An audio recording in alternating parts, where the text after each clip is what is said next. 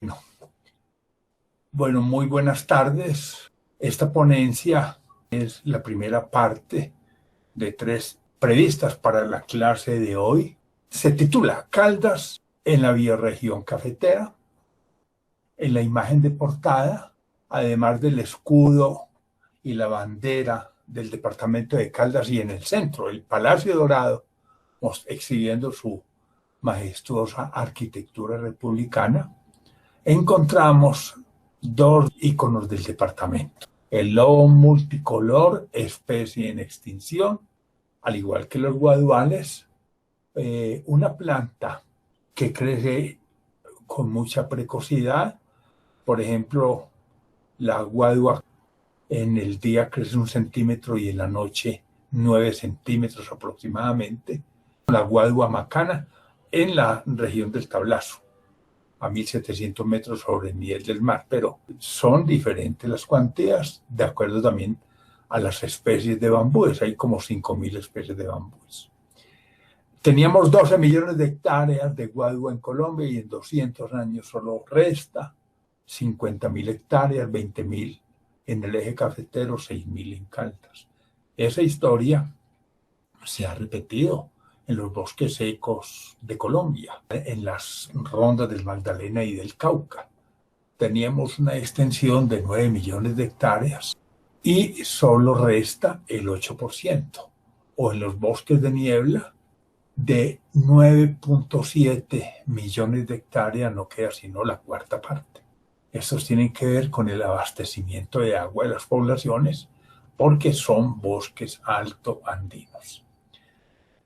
Entonces, Caldas en la bioregión cafetera, Gonzalo Duque Escobar, ponencia para el Foro por la defensa del patrimonio público, las fuentes de empleo y el bienestar de los caldenses, presentada en el Teatro 8 de Junio de la Universidad de Caldas, a nombre de la Universidad Nacional de Colombia y de la Sociedad de Mejoras Públicas.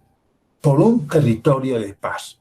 En esta imagen vemos el Triángulo de Oro de Colombia, donde habita 52% de la población del país, es decir, 23 millones de colombianos al 2014 aproximadamente, y se generaba el 64% del Producto Interno Bruto. Esa situación más o menos persiste. En ese círculo tenemos a Cali, Medellín, Bogotá, pero también pasa por Buenaventura. La construcción de un territorio de paz obliga a políticas públicas y acuerdos regionales sobre acciones integrales en función de objetivos estratégicos en materia social, ambiental y económica que generen sinergias culturales a nivel regional. Para resolver los conflictos y las problemáticas socioambientales de la ecorregión, se debe implementar procesos participativos que incluyan la democracia comunitaria y propender por la equidad en el gasto público y el empoderamiento del territorio. Para la transformación de las ventajas comparativas culturales y naturales de la ecorregión en factores de competitividad, se requiere, además de los presupuestos de la nueva Ley Orgánica de Ordenamiento Territorial 2011, la descentralización del presupuesto nacional. La ecorregión cafetera.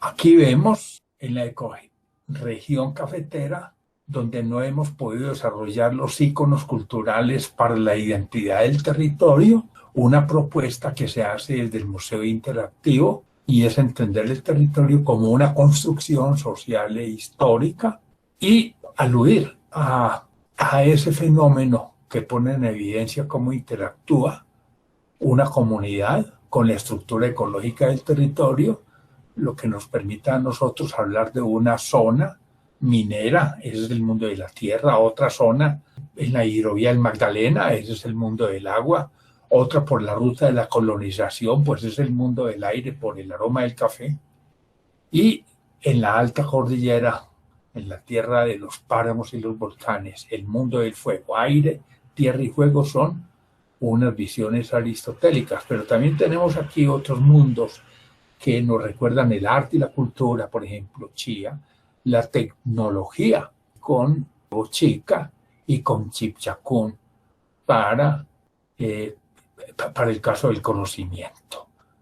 Los tres mundos que aluden a la cultura o al arte, si se quiere, la ciencia y la tecnología, estarían dando las estrategias para pensar en cómo resolver las problemáticas socioambientales del territorio. No es suficiente la ciencia y la tecnología si no se imbrica con la cultura. Ese es el mensaje. Dice, 4 de los 7 mundos de Zamoga representan el carácter de este territorio biodiverso, pluricultural y mestizo. Pachamama, la tierra, el occidente, tierra de resguardos y negritudes, que además de ser una subregión panelera es minera. En el oro de Marmato y Río Sucio existe más novela y poesía que en el café. Para este territorio triétnico y colonial la música es el currulao. Bachué, el agua, el Magdalena Centro es tierra de ranchos, de hamacas, de chinchorros, de subiendas de bagres, micuros y bocachicos, del petróleo de Barranca, de la historia de los vapores por el río y de la expedición botánica. En esta tierra del Bunde sobresalen la selva de Florencia y los humedales del Magdalena. Yurupari, el aire, la región cafetera propiamente dicha, que empieza en Neira y llega hasta el norte del Valle del Cauca, la de las Chivas, el Bareque de Guadua, los cables aéreos, los ferrocarriles cafeteros y la música de carrilera.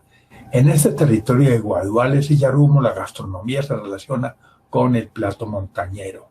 Chiminigagua, Fuego, la región San Félix Murillo, en la alta cordillera, que tiene sus propios íconos en el Cóndor, el Pasillo, la Ruana de Marulanda, la Palma de Cera, el Pasillo y el Sombrero Aguadeño, es el territorio del Páramo, los volcanes y del Bareque entablado. Los 3 mundos restantes asocian a estrategias del desarrollo territorial, así Chía el arte, a la identidad cultural, Bochica la lógica, la articulación entre ciencia y saberes, y Chipchacún la tecnología, a los desarrollos tecnológicos. El conocimiento es la ciencia y los saberes ancestrales. El desarrollo económico regional. Bueno, esta es una preciosa imagen de una acuarela que muestra la Torre de Herbeo en la vereda La 20 de Mariquitas y Manizales. Estaba esta torre, que era la número 20 de ese proyecto, de ahí el nombre de la vereda. El cable aéreo Manizales-Mariquita, que se construyó en la década de los 20, entre 1913 y 1922 o 20. Fundado Manizales, 1849, el poblado de Bareque y de Caminos de Arriería, vive un primer periodo de economía de subsistencia y guerras civiles. Las guerras de 1860, 1876 y 1884, que llega hasta la guerra de los 1000 días, hasta 1900, 1903. Es ese periodo, terminada la guerra, pues termina ese primer periodo fundacional. Podríamos decir también que es hasta la fundación del departamento de Caldas en 1905. En los albores del siglo XX, la aldea entra a un segundo periodo de acumulación, ya no de economía de subsistencia, sino de acumulación. Gracias al café, son los tiempos de los cables y ferrocarriles cafeteros medios que llevan dicho producto más allá de los mares y que detonan una apertura cultural que se expresa en la arquitectura ecléctica de Manizales. Sigue un tercer periodo de verdadero desarrollo económico, el de los jipaos y las chivas, cuando se abren los caminos rurales para electrificar el campo y dotarlo de acueductos, escuelas y puestos de salud, con el concurso de la Federación Nacional de Cafeteros, que se crea en 1927, pero concretamente de los comités de cafeteros. La federación es el único gremio con características democráticas desde la perspectiva económica que ha existido en Colombia. Finalmente, a partir de 1970, entramos a un cuarto periodo de crisis en el que palidecen los poblados cafeteros y el campo, no solo por el deterioro de los términos de intercambio, sino también por las consecuencias demográficas y ambientales de la revolución verde con el advenimiento del café caturra. Observen ustedes que aunque la revolución verde es por ahí del año 1947, en el año 70 esa revolución entra aquí con el caturra, entonces ya se acaba el cafetal con sombrío y tenemos son monocultivos. Se acaba la caficultura orgánica, se acaba la huerta casera. Ya no podríamos hablar sino de Juan Valdés, pero no, estaríamos hablando de la chaponera que conoce las 20 hierbas medicinales del territorio. No, es otra cosa muy distinta. Los campesinos no son capaces de manejar los paquetes tecnológicos y financieros del nuevo modelo de caficultura moderna y venden la tierra, aunque se la pagan bien, pues ellos reciben una plata para los niveles de producción que tenían antes. Pero con los nuevos volúmenes de producción, esa tierra la pueden pagar en 2 o 3 cosechas los comerciantes y los profesionales de la ciudad, que son quienes adquieren esos predios, porque sí saben manejar los paquetes tecnológicos y financieros. Y tras palidecer la sociedad industrial de ayer y haber desmontado el Estado solidario, nuestra sociedad ahora más fragmentada entra a un quinto periodo, el de la globalización de la economía y la cultura, en el que la industria nacional se desmantela y regresa al modelo de economía extractiva. Es decir, a partir de la crisis del año 29, Colombia implementó un modelo keynesiano, pero ya a partir del 91 aparece un modelo de corte neoliberal, y ese es ese periodo final al cual estamos aludiendo como quinto periodo, donde se desmonta el Estado solidario. Como evidencia de lo anterior, estos son los proyectos de infraestructura del transporte más notables en la historia de Manizales. El Camino de la Alvira, 1847, es decir, se anticipa a la fundación de Manizales. Ya este territorio está poblado por cerca de 400 familias. Aunque se diga que Manizales lo fundaron 12 o 20 personas, es que una ciudad aparece o un poblado aparece cuando el territorio está poblado y hay gente suficiente para pagar tributo, con que pagar concejales, encontrar la gente que asuma esos cargos, además del alcalde, el cura, el profesor, bueno, todo lo que saben ustedes, el puestico de salud. Y teníamos alrededor de 150 hacia la zona de La Linda, 100 hacia la zona de La Enea, 80 hacia Villa María y el Tablazo y 70 habitantes hacia Minitas y Sierra Morena. Entonces, toda esa gente necesita algo. ¿Qué será lo que necesita? Pues la plaza, ¿dónde vender y dónde comprar cosas? Se funda Manizales. La primera razón de ser del poblado no es ni siquiera la iglesia, ni es la alcaldía. No, son elementos necesarios para finalmente poder, en principio, satisfacer la necesidad de dónde comprar y dónde vender. Es lo primario, lo más primitivo que se pueda concebir en la razón de ser de la fundación de un pueblo. Entonces, tenemos el Camino de la Elvira, el Camino de la Moravia, 1890, el cable aéreo Manizales-Mariquita, fundado en 1922, ya les decía que empezaron en 1913, fue construido por los ingleses, el ferrocarril de Caldas, llega a Manizales en 1927, pero lo habían aprobado en 1910 y lo habían iniciado en Cartago en 1915, llegó en el año 20 a Pereira, en 1920, hace 100 años estoy diciendo, y entonces allá se detiene hasta que aparece la plata de indemnización por el Canal de Panamá y extienden la línea.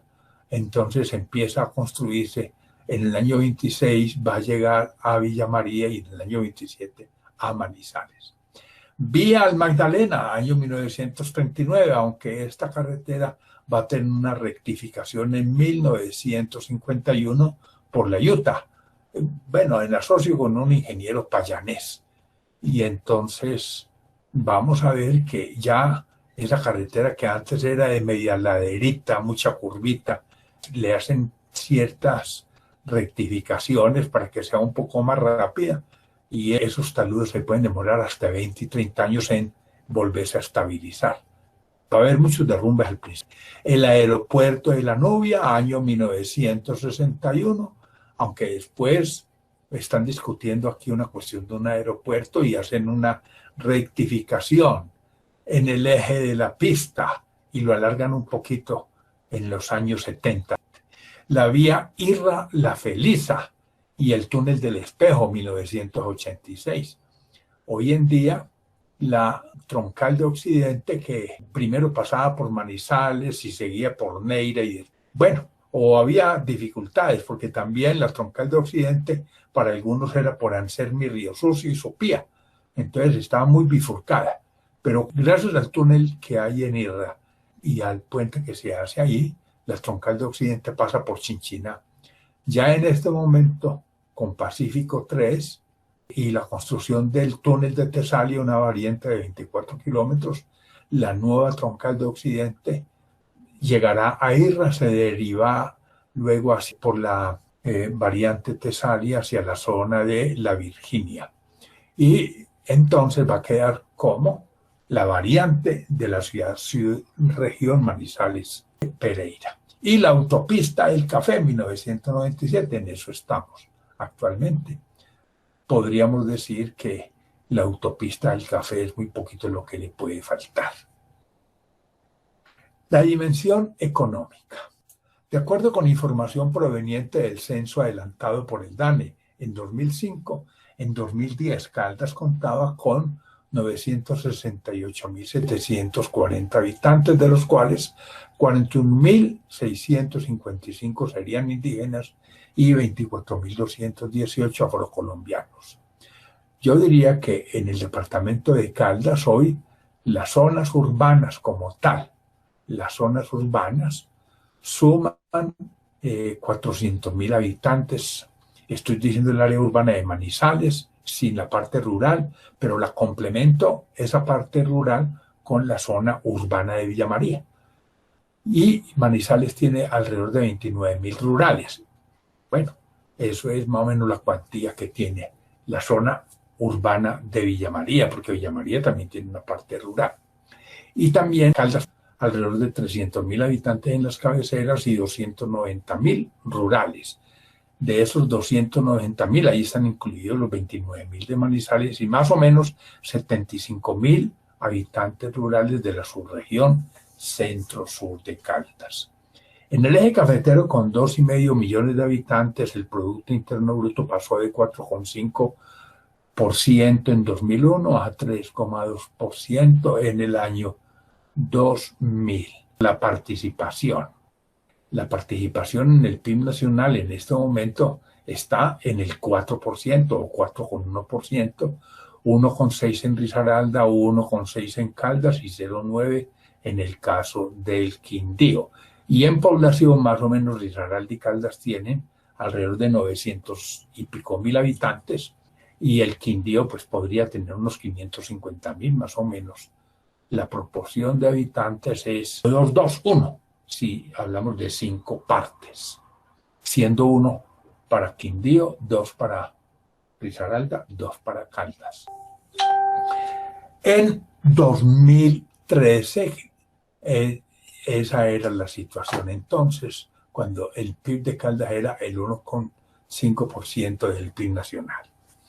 Aquí vemos el mapa de Caldas subrayando una potencial área metropolitana de 5 municipios.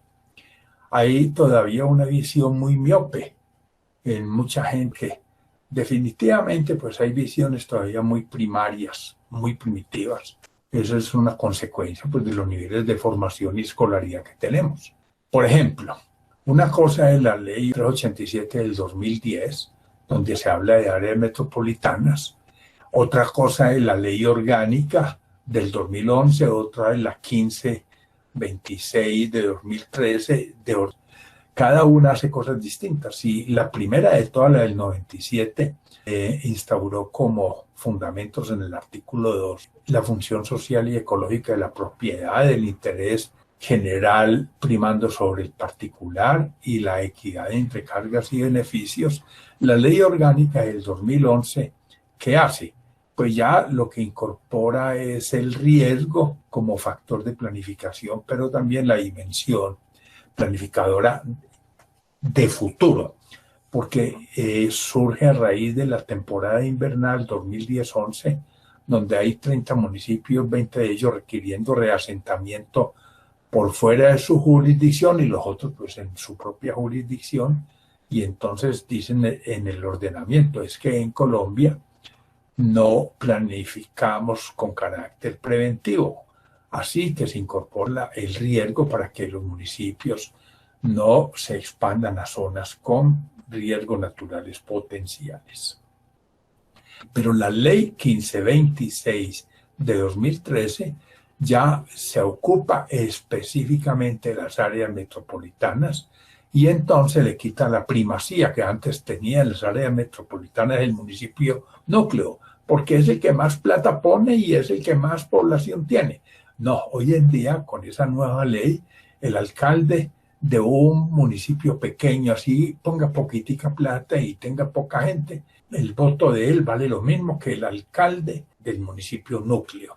Entonces hay una forma muy equitativa de distribuir los beneficios porque se resuelve la forma como se construye y se distribuye el poder, razón por la cual es una verdadera ley de descentralización para que los municipios que participen del área metropolitana pues gocen de los beneficios de la integración, para que se redistribuya la infraestructura social y productiva, para que no se concentre en el municipio.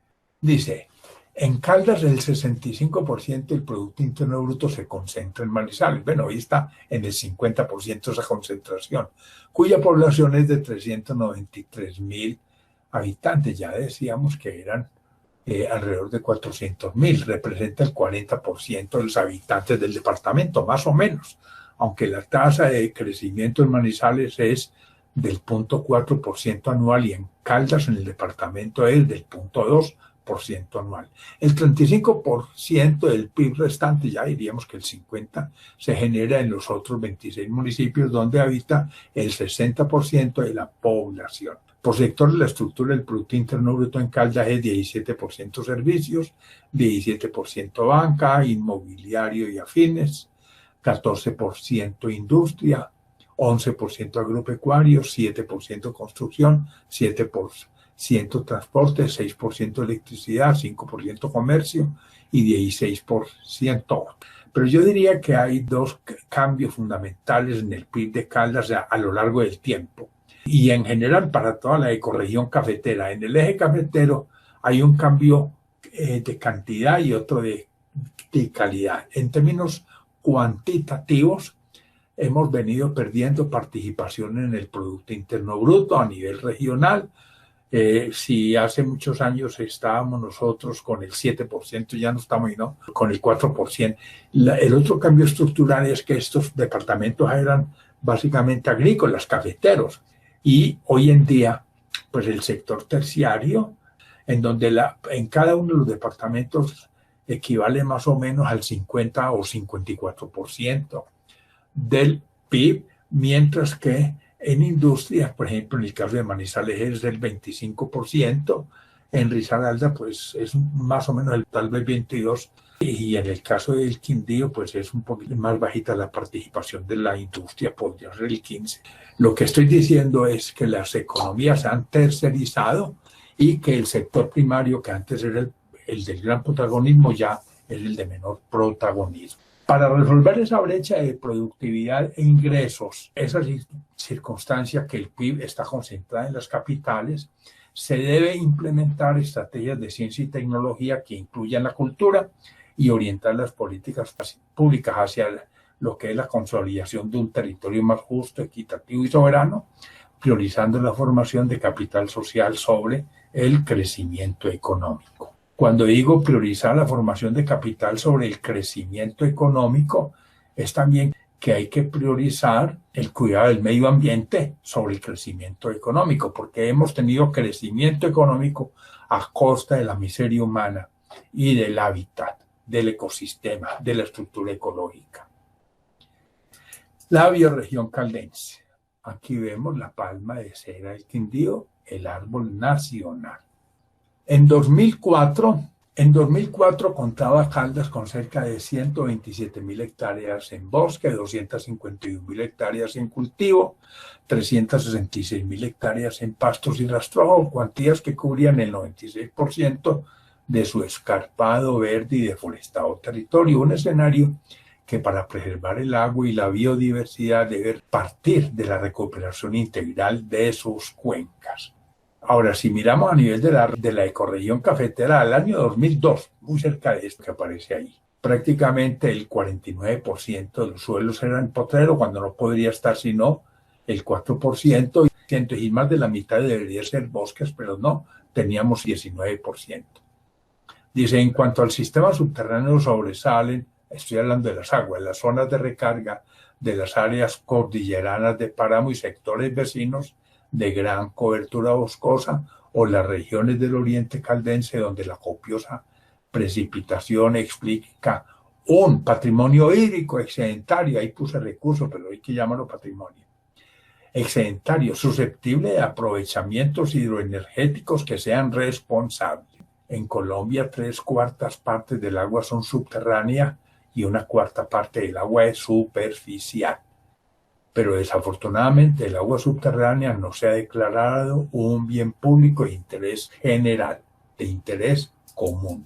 En Caldas, donde el patrimonio hídrico más comprometido es el de la cuenca del río Chinchiná, para el caso de la subregión centro-sur, también a nivel municipal existen potenciales problemas asociados al riesgo para el suministro de agua en Marmato y Río Sucio, Salamina, La Merced y Filadelfia, situación que compromete las ventajas estratégicas del corredor logístico La Feliz a la Virginia, dado que dicha vulnerabilidad asociada al déficit severo de agua igualmente amenaza a Quinchía, Marsella, Pía, Balboa y Cartago, de conformidad con la información de Alma Mater y el sistema de información regional del eje cafetero que ha implementado Alma Mater desde la tecnológica.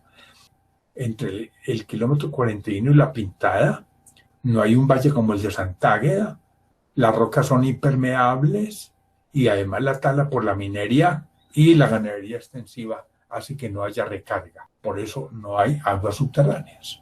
Los desafíos ambientales. Bueno, aquí tengo dos mapas importantes, precipitación y evapotranspiración en Caldas. Observen ustedes la alta precipitación que tenemos en el oriente caldense, pero la alta evapotranspiración que existe en la zona de La Dorada por las altas temperaturas, seguida después del corredor del río Cauca, pero en las zonas de Victoria, Samaná y La Dorada, la evapotranspiración es muy, muy alta. Ahora, este mapa para el 2100, ¿qué va a tener de cambio? En cuanto a precipitaciones, con el cambio climático, mientras la Orinoquía, la Amazonía, la costa norte de Colombia, la costa del Pacífico, vamos a tener menos lluvia. En el resto de Colombia, que es montañoso, vamos a tener más lluvias. Vamos a tener más lluvias. Entonces, quienes con el calentamiento global no van a tener ni la Orinoquía, ni la Amazonía, ni la costa Caribe van a tener agua, y también el Pacífico en la zona costera va a perder agua.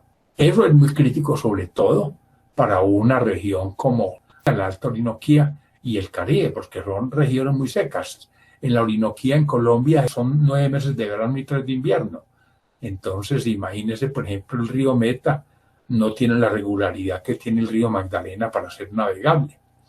Pero igualmente, en la Guajira, donde el agua no se conoce prácticamente, sí que van a tener problemas bien complicados. Y en precipitaciones vamos a tener más lluvias. ¿En dónde? En la zona cordillerana. Entonces en las zonas cordilleranas, ¿y cómo vamos ahí en el eje cafetero? Vamos a tener un 30 o 40% más de lluvias en el piedemonte de la cordillera desde Villa María hasta Salamina. Un 40 y un 30% incluso en las zonas que están por encima de los 2.000 metros, lo que incluye las zonas cafeteras. Más del 20%, y alrededor de un 10% más de lluvias por debajo de 1.500 metros. Pero las temperaturas van a incrementarse. ¿En dónde? Siempre va a haber incremento en todas las regiones. El incremento más bajito, por ejemplo, de medio grado, va a ser en los páramos. De 2,5 grados en el Magdalena y de 2 grados en la zona cafetera. Así que en las zonas cafeteras, las zonas de vida por cada grado centígrado migran o se desplazan en altitud 170 metros, es decir, van a quedar los territorios como si estuvieran 300 metros más bajitos sobre el nivel del mar, más cálidos. Y entonces, con mayores lluvias, y mayor temperatura en las zonas cafeteras, vamos a tener aumento de la humedad relativa. Esa humedad relativa se va a traducir en plagas sostenidas en el tiempo.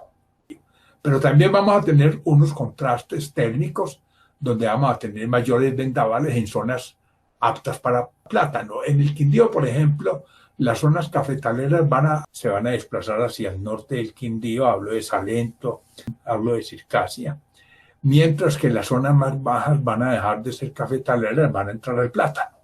Pero entonces vamos a tener más vientos, van a necesitar barreras contra el viento, arboledas para el viento. Y para el calentamiento global en general podríamos pensar que los modelos agroforestales permiten que esos 2 grados de temperatura que vayamos a tener de más se disipen. Es decir, usted con un modelo agroforestal puede reducir hasta en 5 grados la temperatura de un predio con el sombra. En este territorio verde donde existen conflictos severos entre uso y aptitud del suelo y los eventos extremos por el calentamiento global acechan, se debe avanzar en el ordenamiento de las cuencas, emprender acciones de adaptación al cambio climático, asegurar el suministro de agua potable y preservar los frágiles ecosistemas. La megaminería que amenaza los ecosistemas andinos y el agua en toda la alta cordillera ha desestructurado el patrimonio cultural del occidente caldense en Marmato y en Río Sucio. Como principio debe plantearse que mientras el oro y el carbón como recursos pueden ser explotados, el agua y el suelo como soporte de la biodiversidad son un patrimonio. Mientras los recursos son mercancías objeto de explotación por el mercado, agua y suelo deben ser declarados bienes patrimoniales de interés común y como tal solo pueden ser objeto de aprovechamientos, no de explotación, de aprovechamientos que sean responsables para que se puedan preservar. Un patrimonio es para heredarlo. La sociedad cafetera. Bueno, esto es una imagen de Luis Guillermo Vallejos pintando Manizales en los años 20. ¿Desde dónde está hecho el dibujo? Desde la Suiza en el centro o la Cámara de Comercio. Este es el lote de la Cámara de Comercio y al fondo aquí se ve la catedral que se incendió. Este es el Palacio Nacional que se va a destruir más adelante también. Dice, los habitantes de la tierra del café poseemos una cultura donde inciden determinantes de la caucanidad y la antioqueñidad relacionados con los modos de producción de la minería de la colonia y con los de la actividad agraria que florece en el siglo XX en ambos escenarios. Primero, en la minería aurífera los modos de producción fueron diferentes. En la provincia del Cauca se soportaba en la esclavitud y en la de Antioquia en el trabajo del minero independiente. Segundo, mientras el modelo agrario caucano era el del latifundio soportado en un régimen de servidumbre, el de la producción cafetera que surge del trabajo en el minifundio propiedad del colono fue de tipo capitalista. Estoy subrayando 2 modos de producción en la colonia, pero también 2 modos de producción en la naciente república. Dice, no obstante, el cafetero también se enriquece del aporte librepensador del caucano de clase media, fruto de una apertura cultural que lo orienta al comercio. El payanés al explotar el oro de Barbacoas recibía información de la Capitanía de Panamá. También la recibía el Virreinato del Perú por depender de Quito y de la Nueva Granada, con quien finalmente hacía el comercio. Ahí venía también información de la Capitanía de Venezuela. La pobreza del cafetero. Una imagen también de Luis Guillermo de las Manizales de los años 20, cuando Manizales llegó a tener más o menos 10.500 recuas de mulas y bueyes. Bueno, digamos recuas por 10.500 mulas y bueyes, más bien, digámoslo así. Estas son las agujas de la Catedral de Bareque que se va a quemar en 1926. Dice, pero tras décadas de verdaderas proezas cafeteras abandonamos un modo de producción que engrandeció a Colombia entre 1900 y 1970 por apostarle a la revolución verde con el monocultivo del café y renunciar así a la caficultura orgánica. Los campesinos con solo 2 años de escolaridad, al no poder asimilar el modelo financiero y tecnológico de la caficultura moderna, vendieron sus tierras para emigrar a la ciudad, generando una inversión demográfica en la que el país rural se vuelve urbano. Hoy las estadísticas señalan que la proporción de la población con necesidades básicas insatisfechas en Caldas es del 17,8% contra 0,99% en el caso de Manizales, donde se concentra cerca del 65% del PIB caldense para este año más o menos. Esto obliga a considerar nuestra pobreza campesina no solo bajo parámetros de pobreza monetaria, sino de otros factores para planear soluciones a la inequidad regional y social y a las deficiencias en el desarrollo de las capacidades humanas de la población. No olviden que hay una pobreza monetaria que mide cuánto se gana usted y entonces si gana muy poquito hay pobreza monetaria porque no alcanza a vivir con eso. Y hay otra pobreza que ya no es monetaria sino integral, en donde se incluye si usted tiene acceso a la salud, a la educación, si usted tiene o no es o no propietario. Bueno, en general ya alude a lo que es la calidad de vida, qué tan educado estás, posibilidades de escuela y todo ese tipo de cosas. En 2010 los municipios caldenses con mayor nivel de necesidades básicas insatisfechas fueron Norcasia 37%, Marmato 36%, Samaná 33% y Victoria 31%. Entonces, si yo miro el Producto Interno, el PIB per cápita más alto en Caldas, ¿quién lo tiene? Manizales no, Norcasia, seguido de Manizales y Marmato. Pero ¿cómo es posible que en Manizales tengamos necesidades básicas del 0,99 insatisfechas, mientras que en Norcasia y en Marmato estén por encima del 30%? ¿Qué ocurre ahí? Donde el PIB per cápita es más alto. Son los municipios más ricos al lado de Manizales, Norcasia más en el per cápita. Lo que pasa es que hay enclaves económicos. Norcasia, ¿por qué el PIB per cápita es tan alto? Porque está la miel, el proyecto de la miel. Y en Marmato, ¿por qué? Por el oro. Pero la riqueza del oro le toca es al que hace la inversión para sacar la mina, los demás son trabajadores. Producción cafetera. Otra imagen de Luis Guillermo Vallejo. Observes el Nevado del Ruiz al fondo. Dice, lo industrial y lo artesanal no son lo mismo. En lo artesanal y en la producción rural, los productos deben ser bienes culturales y servicios ambientales imbricados con los íconos de la identidad cultural. Contrariamente, lo industrial y agroindustrial son otra forma de producción donde aplica la metodología de los clústeres implementando procesos de producción en serie y de economías de escala. Es muy importante porque muchas veces favorecemos la industria y la agroindustria, pero los productores rurales que son de producción artesanal se quedan en el aire. Aunque Colombia ha desarrollado un clúster en el sector cafetero, desafortunadamente lo hizo solo para la producción de la materia prima, que es el primer eslabón en la cadena productiva, sin entrar a la esfera de las transformaciones y el mercadeo de un bien con valor agregado. Alemania es el primer productor de cafés solubles en el mundo, aunque no tenga café. Es decir, ¿quién se queda con la plata? El que está en la esfera de la comercialización. El que produce la materia prima no tiene la riqueza. Es el caso de nosotros. No transformamos el café, lo vendemos como materia prima y otros hacen riqueza, nunca tienen crisis. Nosotros siempre las vamos a tener. Aún más, una escolaridad de solo 4 años de educación básica en el campo sumada a la grave problemática del transporte rural, a la ausencia institucional y a las carencias en ciencia y tecnología para bienes y servicios complementarios no hace viable elevar la productividad rural. Miren pues, en los años 70 teníamos 2 años de escolaridad, 50 años después no tenemos sino 4 años y medio. Es en las zonas rurales.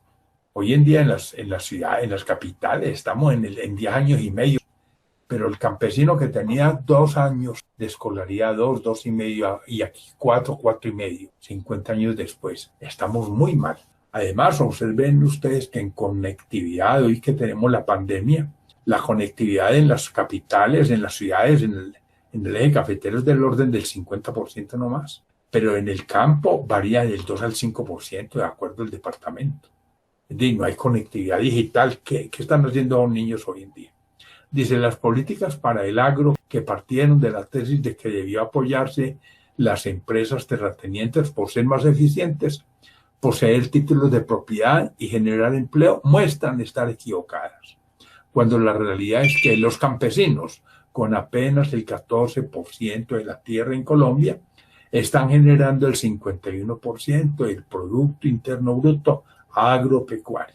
Ahora, con los tratados de libre comercio TLC diseñados para sacar ventaja en varios sectores de la agroindustria, los ingresos rurales en Colombia probablemente caerán entre el 25% y el 50%.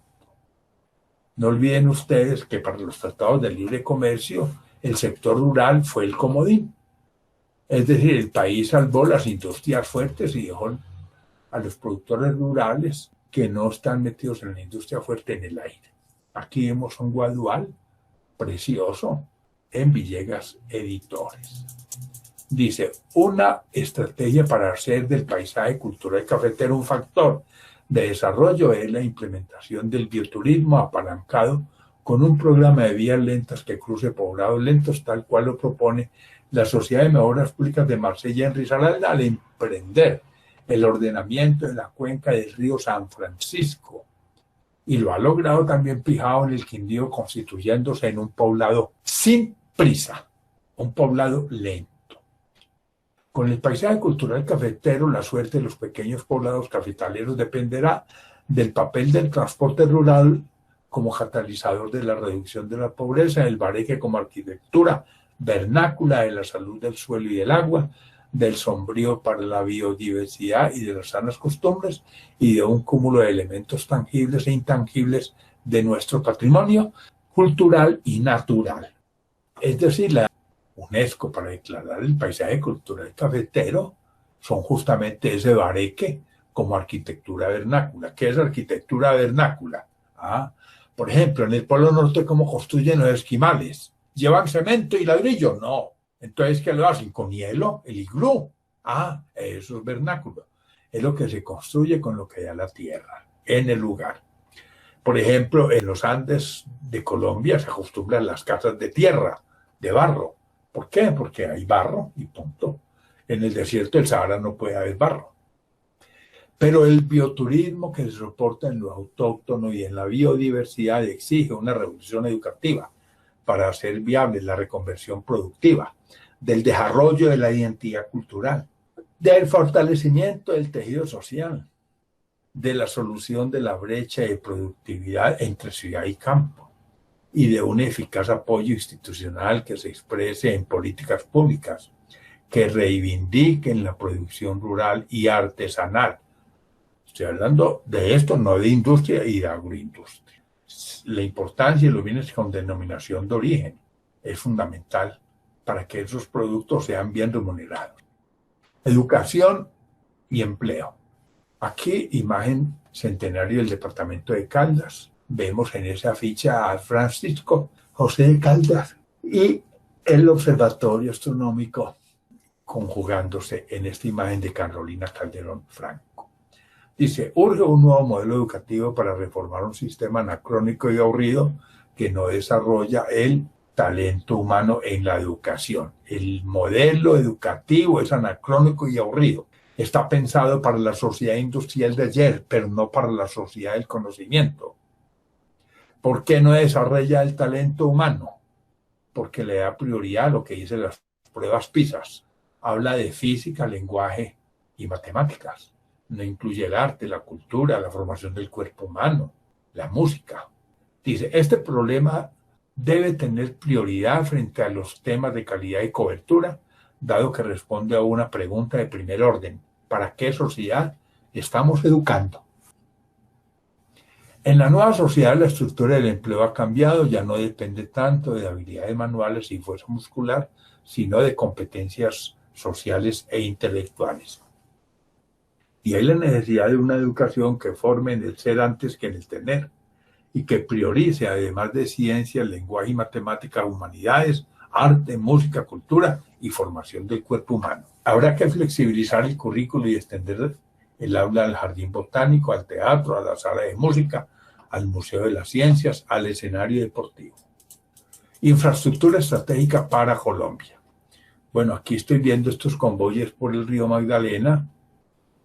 Esto es un remolcador con dos barcazas, lleva 6 barcazas. Nosotros estamos proponiendo que desde Barranca hasta Puerto Berrío, o sea, un remolcador con 4 barcazas, 2 y 2. Y de Puerto Berrío hasta La Dorada, un remolcador con 2 barcazas. Pero este remolcador aquí está muy grande, esto es muy aparatoso. Entonces, si yo le pongo menos carga, digamos, puedo ir con un remolcador más pequeño, porque esos equipos muy grandes quedan subutilizados en la zona de La Dorada. Entonces, económicamente no es viable. Dice, cada convoy de estos moviliza hasta 250 TEUs, equivalente a 5.000 toneladas, cuando son 4 barcazas, equivalente al 50% de la carga típica de un tren del Cerrejón, es decir, con 4 pares. Y esos sistemas son muy lentos. Entonces, es mejor una cosa más pequeña y un poquito más rápido. Si se demora un mes para remontar 900 kilómetros, menos barcazas lo puede hacer en una semana. Entonces, muchas veces una cosa tan grande no trae economía. Mientras el transporte fluvial es más económico que el carretero, bueno, la tractomula. Y el tren podría llevar 500 kilos y la tractomula 150. Entonces es más en capacidad de arrastre por caballo de potencia, no en precio. Entonces, mientras el transporte fluvial es el 40% o el 50% más económico que el carretero y el ferroviario 20% o 30% más económico, Colombia sigue llevando en tractomula los contenedores a sus mares. Además de la navegación por el Magdalena, debería emplearse el modo férreo para salir del altiplano por Manizales a Buenaventura y Urabá, con lo cual los fletes por kilómetro caerían entre un 30 y un 25% respecto a los fletes carreteros. Existe una asimetría en las exportaciones colombianas. Mientras las mercancías con valor agregado suelen ir al Atlántico por el Pacífico, estamos movilizando materias primas, lo que hace más difícil resolver la situación de enclave económico en Buenaventura. La navegación por el Magdalena es viable en naves de poco jalado hoy, cuando se estima factible garantizar 4,5 pies de profundidad en un canal navegable de medio centenar de metros en el tramo Puerto Berrío-La Dorada. Se proyecta movilizar por lo menos 11 millones de toneladas por año a lo largo de todo el río. 6 de ellas serían de La Dorada, más o menos 3 podrían ser en Barranca. Ahora, en cuanto a las barcazas que se han pensado por el Magdalena, se hace el dragado de 2,10. 2,10 son 7 pies. Y hay que dejar el 30% por debajo de la barcaza. Entonces, más o menos 4,5 o 5 pies el calado de la barcaza. ¿Y por qué el 30% por debajo? Para que no haya problemas de turbulencia. Eso es lo que se exige. Sin considerar el carbón, el 40% del Producto Interno Bruto y el 30% de la carga del país se generan en la región centroandina, el 30% del PIB y el 40% de la carga en el occidente colombiano. Esto permite inferir que falta un medio de transporte troncal de carga para integrar la región andina y conectarla con nuestros mares. Ese sería el ferrocarril cafetero entre La Dorada y el kilómetro 41 medio, que también conectaría el occidente colombiano a la hidrovía del Magdalena. En la región andina hay 2 subregiones, el centro de Colombia y el occidente. En el centro de Colombia, donde es mayor el PIB, porque es el 40%, el epicentro es el altiplano, y en el occidente, donde apenas es el 30% del PIB, pero el 40% de la carga, el centro de gravedad está entre el kilómetro 41 y la Virginia. Ese tren, voy a poner aquí de qué tren estoy hablando yo. Ferrocarril cafetero, miren ustedes, un ferrocarril con un túnel. Este es el túnel Cumandá de 42 kilómetros. Entonces, este túnel de 42 kilómetros no sirve para carros, es muy largo. Para automóviles máximo hasta 17 kilómetros. Pero este túnel de 42 kilómetros, en Suiza los hay de 48, pues, ¿no? Cruzando por el norte de Cerro Bravo, esta es la reserva de Río Blanco, estos Manizales, a 1.250 metros sobre el nivel del mar, hace que no tenga más del 3% de pendiente. Llega el kilómetro 41. Entonces, no es lo mismo pasar esto en carro llevar la mercancía en tractomula que llevarla en tren porque se economiza el 30% del coste en los fletes y por el río se economiza el 50%, más o menos. Bueno, ese es el ferrocarril cafetero. Aquí ven ustedes el ferrocarril cafetero, este pedacito entre La Dorada y el kilómetro 41. Entonces usted puede salir de Bogotá, llega a La Dorada por tren y se puede ir para Urabá, aprovechar un paso interoceánico aquí Urabá-Cupica, o pasa por tren el kilómetro 41 y se viene para Buenaventura. Pero aquí se necesita cortar este gancho con túneles y viaductos, porque esta vía aquí sube por la cumbre. Yo de niño iba allá y veía 2 locomotoras empujando 5 vagones cargados. Esto no es viable. Entonces, además, con esta línea así se economizan 100 kilómetros, cortando por acá con la variante de Lobo Guerrero, con viaductos y túneles. Dice, movilizar un contenedor en tractomula desde el altiplano hasta los mares de Colombia cuesta en promedio $2.350, que es el costo de sacarlo del Perú, $900, y llevarlo al Asia, $1.500. ¿Cómo son los 2.350? Son 2.600 a Cartagena o 2.100 a Buenaventura, desde el altiplano. Y en Perú, sacarlo del mar, solo $900. Con el regreso, el tren disminuyendo fletes un 30%, además de viabilizar la salida del carbón andino al Pacífico, se podría dar respuesta efectiva al agro, donde gravitan los altos costos de los insumos importados.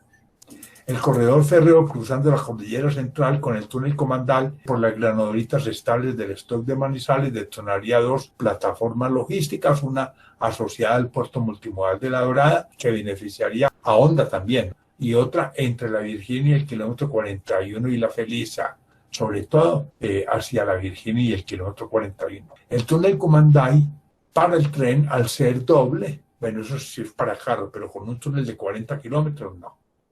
Dice, el carbón de Santander, Boyacá y Cundinamarca saliendo a Buenaventura, cuyo potencial permitiría exportar hasta 30 millones por día, sería el puntal para viabilizar económicamente el proyecto. A esto se suma la oportunidad de hacer uso de un canal interoceánico por el Chocó biogeográfico entre Urabá y Cupica, implementando un ferrocarril y una hidrovía si se desea llegar al Asia. Aquí tengo Urabá y Cupica. Yo puedo hacer un paso interoceánico con un ferrocarril verde que se complemente con la hidrovía. Lo voy a mostrar acá, en esta imagen. Pueden observar ustedes aquí donde queda Tribugá. Aquí quedaría el puerto de Tribugá, al lado del Parque Natural Nacional de Utría y en una ensenada. Eso no se debe hacer. Este Parque Natural Nacional en Colombia es único porque tiene ecosistema costero. La biodiversidad en la costa es más rica que en la zona de selva. Y además se daña su humedal. Entonces nos vamos 90 kilómetros más arriba. Aquí está Cupica, 90 kilómetros. Y entonces me vengo con este ferrocarril, tengo que bajar y cruzar esto que es la zona inundable del Darién, Isla Grande y el tapón del Darién, donde está Río Sucio, todo eso. Tengo que superar toda esa zona inundable. Aquí está la mayor concentración de pueblitos del Chocó, porque ya no es inundable. Entonces me vengo por Chigorodó y aquí me articulo para seguir a Medellín. A diferencia de este ferrocarril chino que habían propuesto en el primer gobierno de Santos, desarticulado de Colombia, este ferrocarril no daña los parques naturales nacionales que están en verde, no los daña. Y además no es lo mismo un puerto solo que un paso interoceánico. Un puerto, pues ahí está en Buenaventura, que está operando el 50%. No ha agotado todavía su crecimiento. Entonces, ¿para qué otro puerto? Y además, que es que ya tienen aquí la carretera está. Eso es una trocha, eso no es una vía para tractomulas. No tiene conectividad. Una carretera de montaña no es conectividad para llegar a un puerto de esos.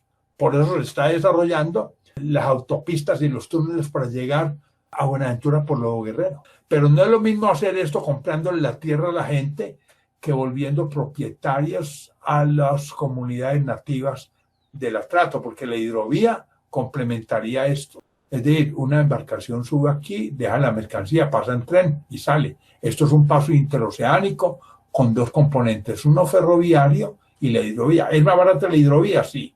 Y esta es la tercera parte de la capacidad del río Magdalena, 150 millones de toneladas por año. pero de todas maneras se complementan porque muchos barcos pequeños por cabotaje llegan hasta acá, dejan y no hacer el transbordo desde por allá atrás. Bueno.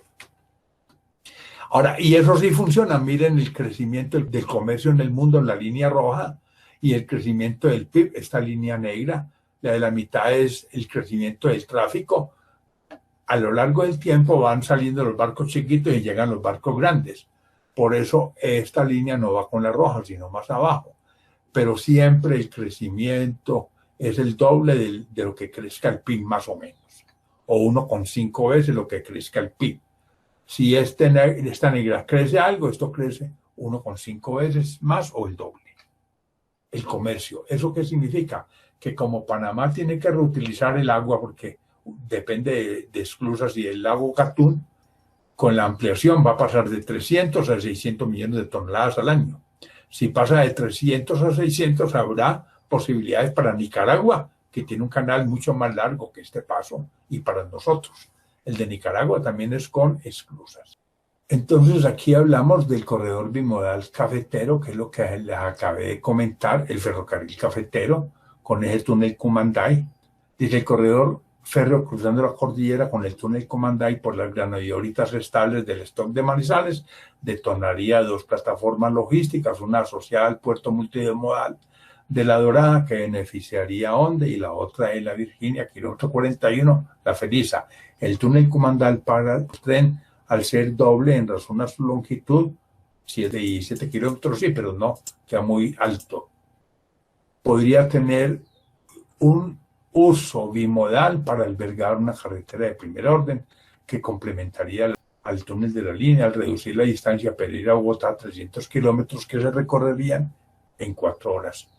El carbón de Santander, Boyacá y Cundinamarca saliendo a Buenaventura, cuyo potencial permitiría exportar, sería un puntal para la viabilidad económica del proyecto. A esto se suma la oportunidad de hacer uso del canal interoceánico por el Chocó biogeográfico entre Urabá y Cupica, implementando un ferrocarril, una hidrovía que se desea llegar. Los trenes de montaña son trenes no de 100, sino de 50 vagones. Vagones de 50 toneladas, pero no de 100 toneladas, que es muy pesado para una ladera. A 50 kilómetros por hora y no a 100 kilómetros por hora, porque hay más radios de curvatura menores, más sinuosa la línea, no se puede andar a 1000. Entonces, generalmente se mueve la cuarta parte de lo que mueve un tren del Cerrejón. Entonces, estaríamos hablando de 8 o 10 millones de toneladas anuales de carbón que se exportaría. Aeropuerto del Café. Aquí tengo un aeropuerto transoceánico que pueda llegar a Europa. El aeropuerto del Café con los aviones de Pereira solamente llegan hasta donde está la línea roja, Miami, México. Por aquí en el Perú hay café, pero no llegan al Cono Sur, ni a Canadá, ni a Europa, tampoco a Oceanía y Asia. Entonces el aeropuerto del Café, para que pueda tener paisaje cultural cafetero, no es llegando a Perú y a México, tenemos que llegar al Asia y a Europa. Para vuelos de largo aliento, Aerocafé parte las distancias entre Nueva York y Santiago y también entre Los Ángeles y Río de Janeiro. España está a 5.000 millas. Aerocafé cuenta con una posición de privilegio como centro de la conurbación Cali-Medellín y por ubicarse en el epicentro del Triángulo de Oro de Colombia. Sin Aerocafé no es viable el paisaje cultural cafetero. Al extender su pista a 3.600 metros, se podrían operar aviones tipo Jumbo con alcances de 5.000 millas, ofreciendo tarifas más económicas a Europa, Norteamérica y el Cono Sur. Pero ya estamos hablando de 4.000 metros para poder llegar al Asia y a Oceanía. Según la Asociación Colombiana de Aviadores Civiles, un Jumbo que levantaría 75.000 libras del aeropuerto de Río Negro y 83.000 libras del Dorado, podría levantar 112.000 libras desde Palestina Caldas, lo que significa una economía del 49% para la gente de Medellín y del 36% para Bogotá. Matecaña, que ha sido el de mejor desempeño y debe operarse por una misma cabecera, con la mayor ampliación admisible, solo podría mejorar su eficiencia en un 30%, lo que lo limita a aviones con alcances inferiores a 3.000 millas que llegarían hasta Lima, México o Miami con tarifas menos económicas.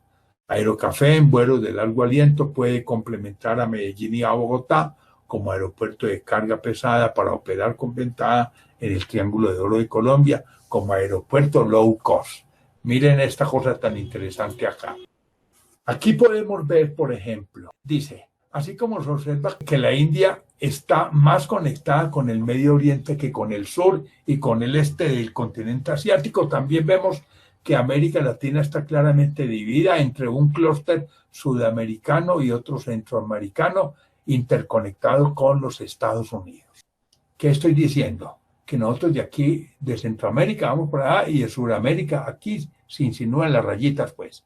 Pero no están interactuando Latinoamérica a través de Colombia. Es decir, si yo cojo una zona en Europa como Turquía, que es esta parte de acá, en esa zona de Turquía se mueven alrededor de 200 millones de pasajeros por año. ¿Y qué aeropuerto? No, son varios. Ankara puede mover 65 millones. Bueno, también está el de Estambul, hay varios aeropuertos ahí. ¿Y qué pasa con Turquía? ¿Por qué tanto? Porque es la bisagra entre dos continentes. ¿Entre quién? Entre Asia y Europa. Si es la bisagra entre Asia y Europa y por eso Turquía mueve tanto, ¿por qué no lograr que Colombia sea la bisagra entre Norteamérica y Sudamérica y entre Europa, Asia y Oceanía? Hoy en día que ya hablamos de aviones que tienen un alcance hasta 14.000 kilómetros. Entonces, ¿por qué no podemos hacerlo? Porque Bogotá está limitado. Estoy diciendo, un jumbo del Dorado no puede salir full carga, full combustible y full pasajeros, porque ahí mismo le dice en la torre de control, capitán, usted va muy pesado, baje algo. Entonces el capitán no va a bajar nunca a los pasajeros ni la carga porque es el negocio. ¿Qué hace el capitán del avión? Pues retanca en Caracas y va para Europa y se va para el Cono Sur en Guayaquil. Esa es la limitación del Dorado. Son 83.000 libras contra 112.000 que levanta de Palestina. Y entonces en Colombia, ¿qué aeropuerto puede ser competitivo? El que tenga la mejor posición geográfica en el área. Pues el Triángulo de Oro de Colombia, por ser triángulo, tiene una ventaja. No olviden ustedes esta posición, vean acá. Pero al mismo tiempo recogemos a Panamá, que son 14 millones de pasajeros, a los de Quito y Guayaquil, que son 10, y los de Venezuela son 11 millones de pasajeros. Entonces, el transporte funciona por redes, Esa es la idea. Bueno, sigamos acá. Epílogo, agendas y estrategias. El oro multicolor. Dice, si bien las capitales cafeteras independientemente consideradas legitiman su economía basada en actividades diversas, dada su proximidad, en lugar de competir, deben complementar sus economías e implementar un sistema de conectividad y movilidad interna para conurbar sus áreas metropolitanas, buscando consolidar un clúster urbano. Caldas, además de atender las demandas ambientales de las cuencas, blindando los ecosistemas estratégicos como sistema integrado de la ecorregión cafetera y de priorizar la acción del Estado en la formación de capital social frente al crecimiento económico, de avanzar en los procesos de identidad cultural en las diferentes subregiones. El nuevo modelo urbano impone redistribuir la infraestructura social y económica para lograr ventajas asociadas a la construcción de sinergias territoriales a partir de las diferencias naturales y culturales, dado que la ecorregión es biodiversa y pluricultural. Para abatir el centralismo como obstáculo para el desarrollo, cada departamento debe articular esfuerzos para consolidar la ciudad-región o la región del eje cafetero como única estrategia para resolver la limitación de su pequeña participación frente al Producto Interno Bruto de la nación. Al respecto, si el corredor bimodal cafetero, las futuras plataformas logísticas que surgirían en La Feliza, La Virginia, Honda, La Dorada, obligan a tomar previsiones con el agua para establecer industrias químicas de base minera y en el modelo de ocupación del territorio para los temas urbanos. El eje cafetero debe resolver entonces su condición mediterránea, primero con los corredores viales para acceder a los mercados internos, transversales y autopistas. Segundo, encontrando una salida al mar más expedita, la navegación del Magdalena y el tren de Occidente. Tercero, materializando un aeropuerto de gran tamaño como Aerocafé para hacer viables el paisaje cultural cafetero. 4, fortaleciendo el transporte rural por ser un catalizador de la reducción de la pobreza. Y 5, expandiendo las TIC por toda la geografía regional. Recuerden que la conectividad en el rural es del 2% y la urbana del 50% más o menos en la región. Fuentes: Ciencia, Tecnología, Cultura y Ruralidad en el POT de Caldas. Ciudad, Puerto y Río en tierra de pasillos, bundes y guabinas. Economía verde y economía del conocimiento.